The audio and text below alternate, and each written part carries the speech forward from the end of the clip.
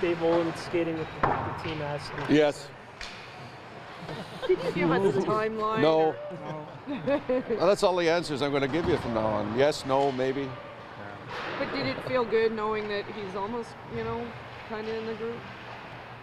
Again, you saw that he only participated for a short period of time, so that's encouraging, and we'll see how the response is for tomorrow. And I know that each day he's been getting better, but again, this is now the meat of the testing as far as his leg and where's his injury, how far he's going to be able to take this in the next couple days here.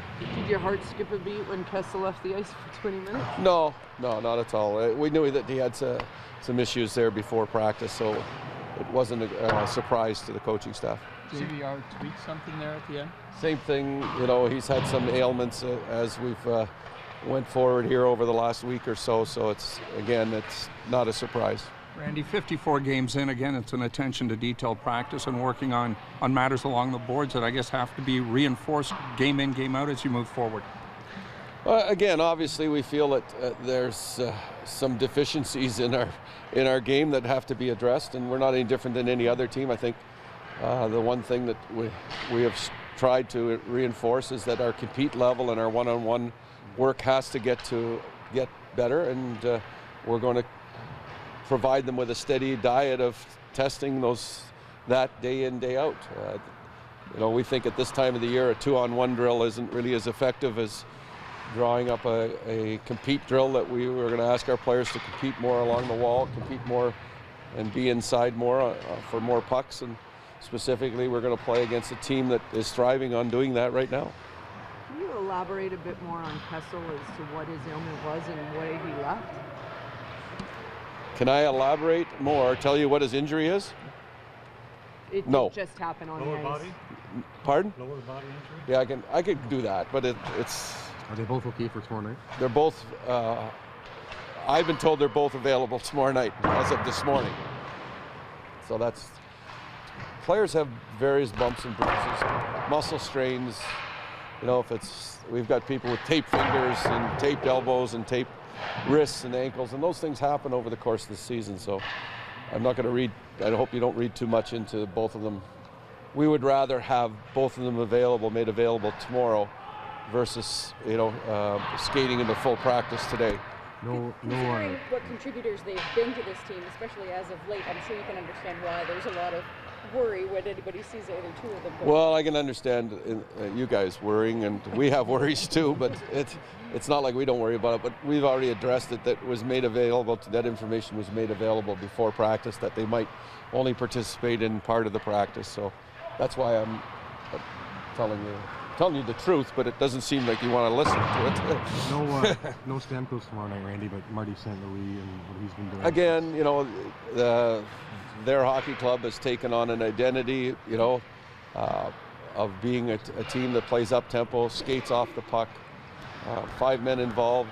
Their goaltender and Bishop's given them a chance night in, night out, and they're coming in and people would describe their hockey club as probably a lot of people wouldn't recognize the names, but they recognize the ability and the level they're playing to. Will you have decisions to make if and when Trevor Smith is allowed to come back too? Yeah, we'll have decisions to make. And we've got a lot of bodies that are potentially going to join our group over the next little while. So, with Trevor Smith and with Boland, those are our decisions that going to affect our lineup. Obviously, we're going to have too many people here. Would you consider using either McClement or Holland on the wing at some point when Boland and Trevor Smith come back? I wouldn't rule anything out. Let's put it that way. Those are things that we think some people have come in and made a contribution. We believe Trevor Smith has made a contribution to our group before he got hurt, and I think he surprised a lot of people. You're going to get a lot more production from the back end. They finally listening to you, or I don't think it's a question of listening to me. I think it's a question of developing their game or feeling comfortable with their game. And what we've tried to do is we've tried to instill some confidence in them. They have the green light to go when the situation presents itself, and we want to play more as a 5-man unit versus 3 and one guy supporting on like a 4-man unit. And I think if you see the teams that are having success, their D-men are very active. They're doing a lot of pinching on the walls. They're joining the rush. They're coming late. They're active in the cycle. So I don't think we're any different than any other team. We're just trying to stress that a little bit more. We want our group to be involved more. Are there trends that have kind of crept into the penalty kill this year as opposed to what took place last year? The biggest negative is we're giving up too many goals. Simple as that. Or missed coverages, and that's an area that we've definitely got to improve on to give ourselves a better chance. You can't, and we do not believe that you can give up a power play goal to the opposition every game and have success. 6 games to go before the break. What are you looking for from the goalkeeper? Give us a chance night in, night out.